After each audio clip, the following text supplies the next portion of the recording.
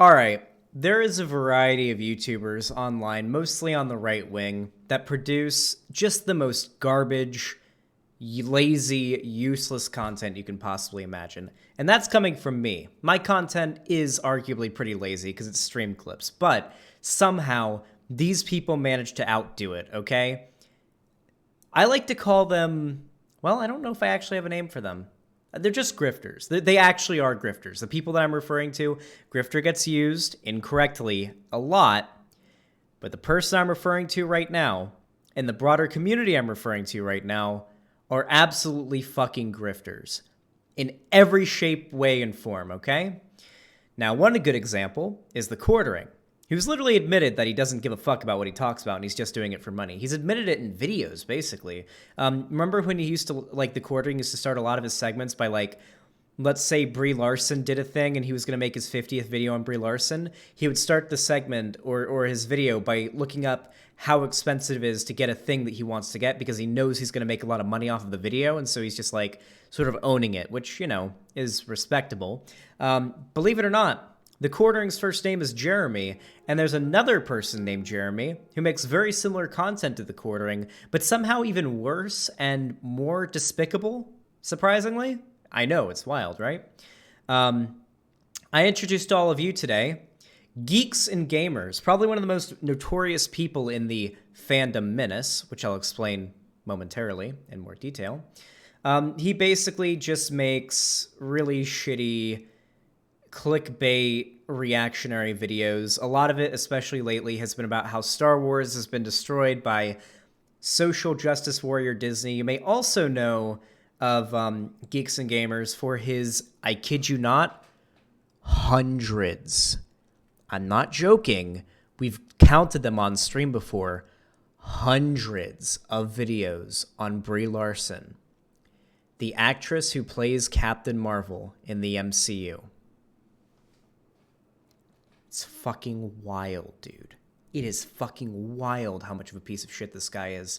And the people who he associates with are even bigger pieces of shit than he is.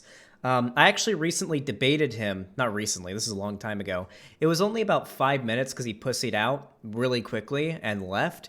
I ended up getting brought onto this podcast to some, like, shitlord, like, people. And, they were, like, asking me why I didn't like the Geeks and Gamers, and I basically just started telling them why. And then Geeks and Gamers ended up joining, and I started roasting him for hating women and having made, like, hundreds of videos on Brie Larson. And he said, well, how many videos should I have made on Brie Larson, as if that was a dunk? And I was like, well, not the amount that you made. I think there's some good spot between, some reasonable spot between 0 and hundreds that you could probably settle on. I wouldn't make any because she hasn't really done anything all that much worth criticism besides maybe her optics and her general attitude in discussing certain topics, which comes off in a very negative way. But besides that, not really something worth making a shit ton of videos on unless you're just in it for the money or you're big mad or horny. You could just be horny. But he ended up saying, how can I be sexist when I have a wife and daughter, which was just the absolute pinnacle of, logic right there, of logical argument. I really got blown the fuck out when he asked me how he could be sexist when he has a wife and daughter, you know? That really did it for me, you know? But he ended up leaving about 5 minutes later because he was getting blown the fuck out. And I think it's best that right now I give a little bit more backstory behind Geeks and Gamers before I talk about what's going on right now and the drama with him, okay? So Geeks and Gamers is most well known for being part of a community in the Star Wars area called the Fandom Menace. So the Fandom Menace is a collection of extremely, extremely toxic Star Wars fans. As a matter of fact, I don't think it's even appropriate to call them Star Wars fans because 99.99% of the stuff they say about Star Wars is all negative. I swear to God, no one hates Star Wars more than the Fandom Menace.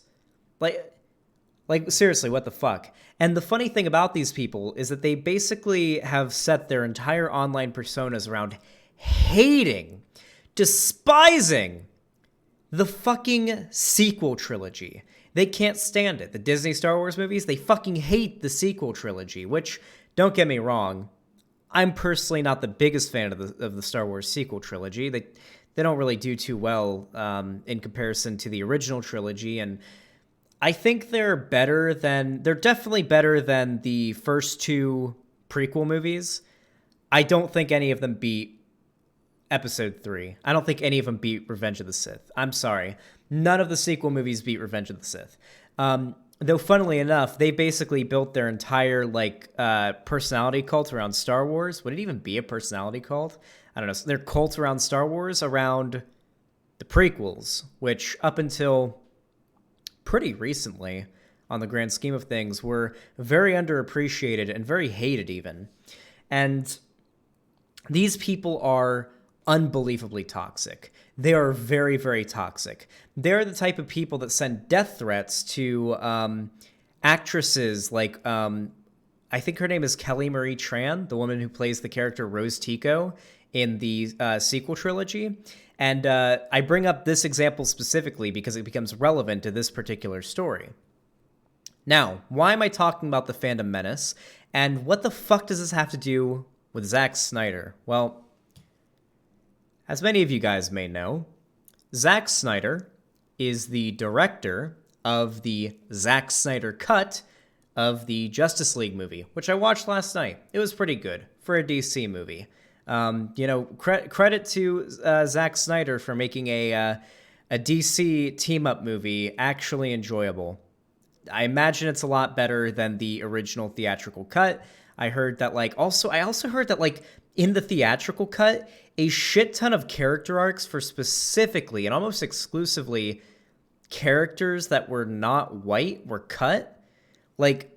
Straight up entire shots of armies that fought against the main villain that were all people of color were just cut from the movie for the theatrical cut.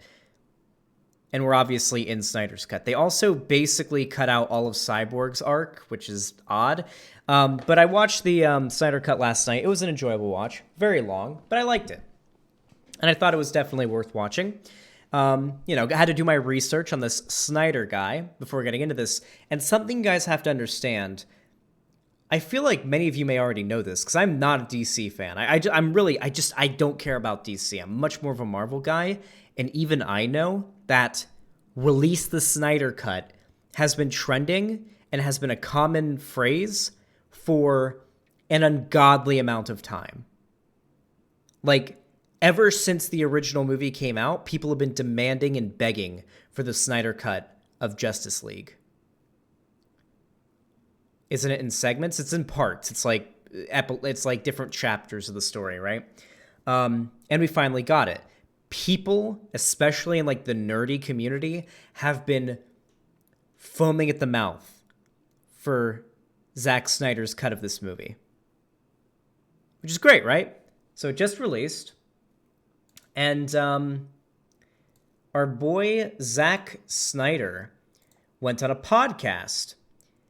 And as it turns out, we can see Zack Snyder here is on the bottom right, and I am currently covering him up, unfortunately. So I'll go ahead and move myself up to the top here. Zack Snyder, as it turns out, is mega fucking based, okay? He went onto this panel type thing. It was a charity stream where he went on with a bunch of different people. The only person I recognize here is Tyrone Magnus. I don't know why Tyrone Magnus is here. I know him as a reaction channel. He reacts to things, and if I'm being honest, no shade, but his reactions are pretty low effort from what I remember. So I don't know why Tyrone Magnus is here, but I mean, he's here. But here's Zack Snyder in the bottom. I promise the video should be better quality when I press play. But yeah, let's go ahead and hear this clip that's gone viral of Zack Snyder talking about Geeks and Gamers, because Geeks and Gamers actually donated to this stream. And this is what Zack Snyder had to say about Geeks and Gamers.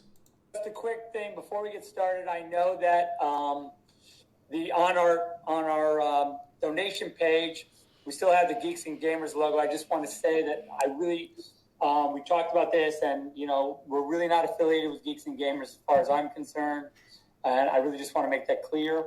And I also want to just say, in light of recent events, I think we really, if Justice League teaches us anything, it's about coming together, and there's no room for hate. And I just think that it's important. It's an important message. And of course, as the father of the Asian children, it really hits close to home for me. And I just really want to put that out there that we all, there's no room for hate. Just a quick thing. Based ZACK SNYDER. Now, as you can imagine, when you're like a hardcore nerdy dude who's been like watering at the mouth for the Snyder Cut for a very long time, to have ZACK SNYDER himself, who's been lauded as like a directing genius by a lot of like the nerdy DC community for a while, call you out directly for being a hateful piece of shit, that burns, and that burns to the fucking core. That is a sting beyond any other. And believe it or not, it is not the first time that an actor that is part of a series that Geeks and Gamers likes has called him out directly. Pedro Pascal, the fucking legend. Pedro Pascal, who, by the way, has played an unbelievable amount of very badass characters in different media. He played, obviously, the Mandalorian in The Mandalorian, which is his most relevant role for this drama and what's been going on. He also played... I'm forgetting his name right now. He played a really fucking cool character whose name, for some reason, I'm blanking on, even though I fucking loved him in Game of Thrones. I'm trying to remember. Oberyn. Yeah, Oberyn Martell. He played Oberyn Martell in Game of Thrones, who, listen, I love Game of Thrones, and the Mountain is cool, but they killed him off way too fucking early, okay? I would have been fine if they did his death the way they did it, if they just gave him a few extra episodes of screen time. That would have been nice. They killed him off way too early. But he actually ended up calling out Geeks and Gamers directly for being a disgusting, sexist, racist piece of shit, a reactionary, just broadly speaking, and he got really mad about it, and he coped on YouTube for literal weeks after that. Like, imagine getting called out directly by the fucking Mandalorian. As a Star Wars fan, getting called out by the fucking Mandalorian himself on Twitter, getting called a piece of shit. So, as you can probably imagine, Geeks and Gamers is coping and seething about as hard as you can possibly cope and seethe. Now, I want to go ahead and give you guys a little bit of background behind this entire situation by reading this article from Your Money Geek, which surprisingly did some pretty good coverage of the entire situation. Let's go ahead and take a look. Obviously, this is the quote that we just saw from ZACK SNYDER, not really needed to go over right now. The fundraiser occurred a day after a white man murdered 8 people, including 6 Asian women, at Atlanta area spas. While law enforcement agencies have not yet cited anti-Asian biases as a motivation for the heinous attack, it follows a year-long campaign of racially motivated rhetoric that has led to an alarming high number of anti-Asian attacks that have predominantly targeted Asian women. You may be wondering what the correlation is between the March 16th attack and why Snyder felt the need to speak out against participants in the fundraiser.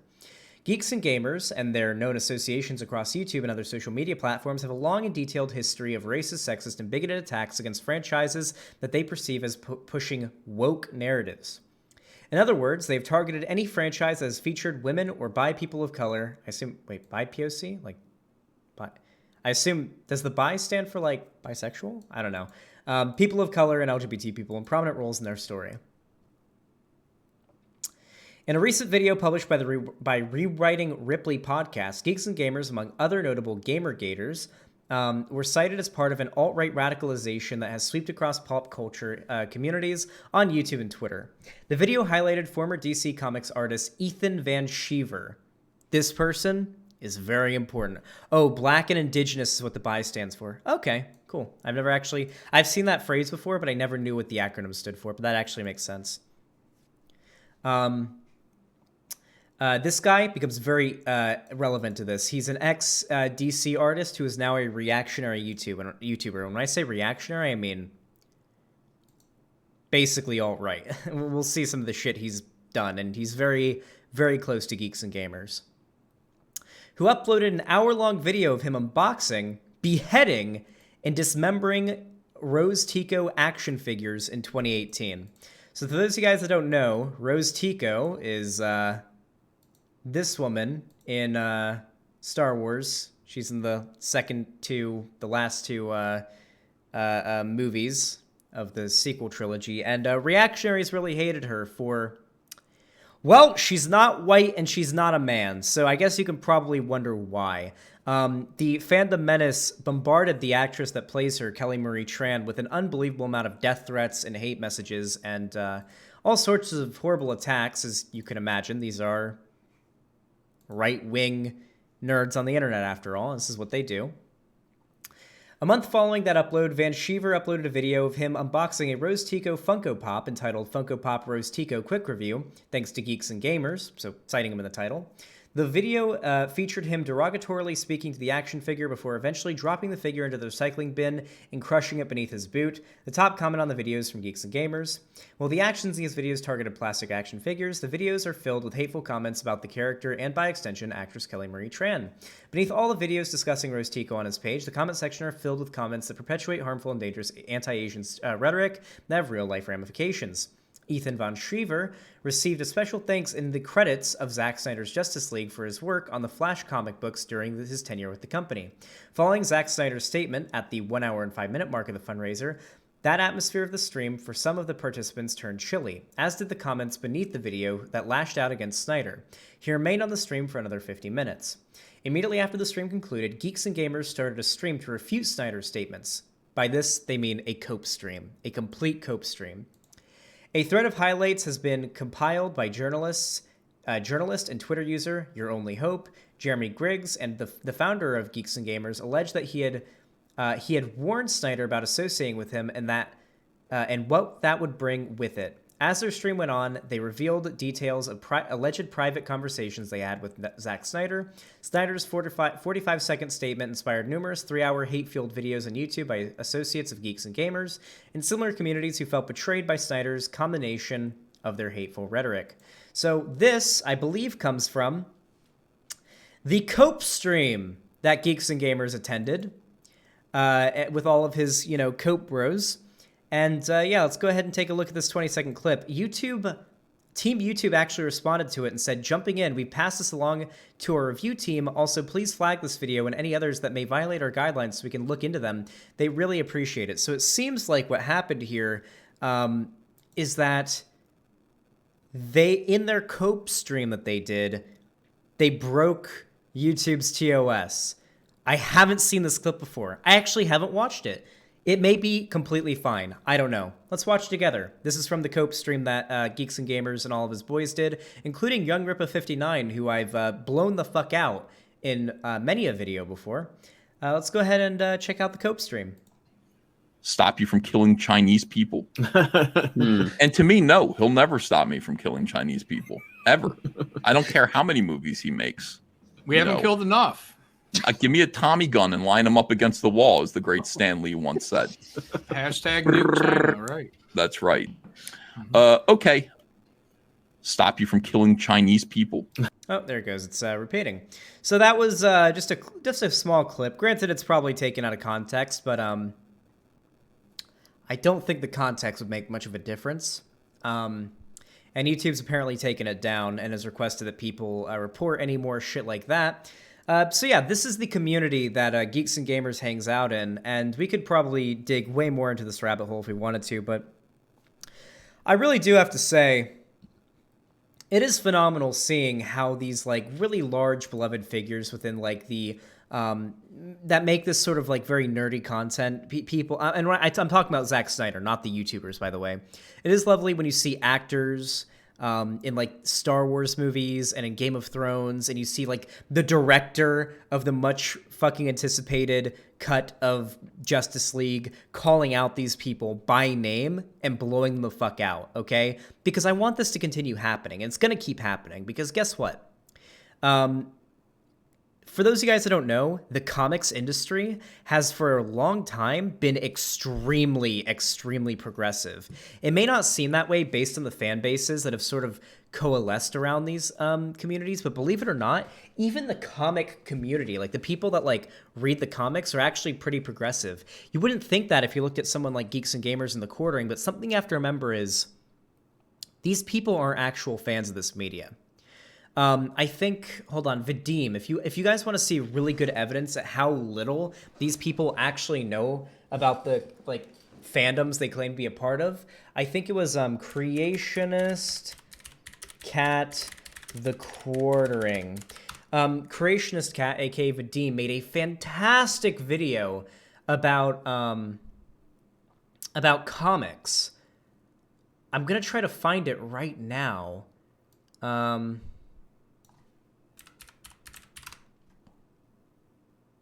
Is this it? Yeah, I think this is it. It's called Forced Diversity, featuring the Quartering and the Sad Crying Boys. Yeah, I think this is it right here. It's really, really good. It's very, very well researched. He basically goes into detail, debunking all the bullshit that these reactionary types who've clearly actually never read any of the comic material they're trying to criticize or trying to claim are like SJW, whatever the fuck. And he actually read the shit, and he goes into detail about it. And just does a really good job of proving how, at the end of the day, these fucking people aren't real fans of the shit they claim to be a part of, or the fandom they claim to be a part of, which should be obvious based on how much they fucking complain about it.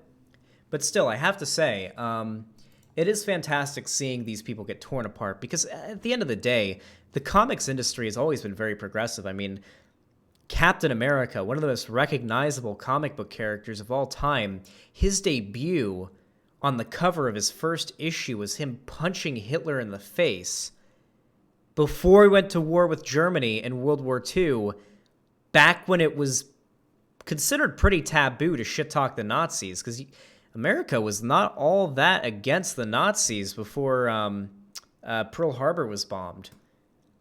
Like, believe it or not, fascism was a very believe it or not, back in the 40s and the 30s, fascism was a pretty popular ideology in America. So it is pretty fantastic seeing that these people will be left in the dust. These dumb fuck right-wingers that claim they're part of these communities and part of these fan bases, they're going to be left in the dust. They're going to be left behind, ostracized from these communities, and they're going to shrivel up and die. Geeks and Gamers channel will very much likely go in the same direction as No Bullshit's channel. The Quartering will probably follow not too long after, and it makes me happy. It makes me happy. If you enjoyed this video, please leave a like. Subscribe and ring the bell icon if you haven't already. That way you can get notified whenever I upload new stuff or go live. Also, you can follow me on Twitter, Instagram, and join my fan Discord. The link's in the description down below. I also have a merch area down below as well if you want to buy some merch. It's pretty fairly priced, so if you're interested, it's in the YouTube description. You can buy merch. On top of that, if you want to support me financially, you can always donate or sub on my website, xanderhall.com/live. Or if you want to support me on YouTube, you can super chat or hit the join button to become a channel member. And yeah, that's pretty much it. Thank you all so much for watching, and have a good one.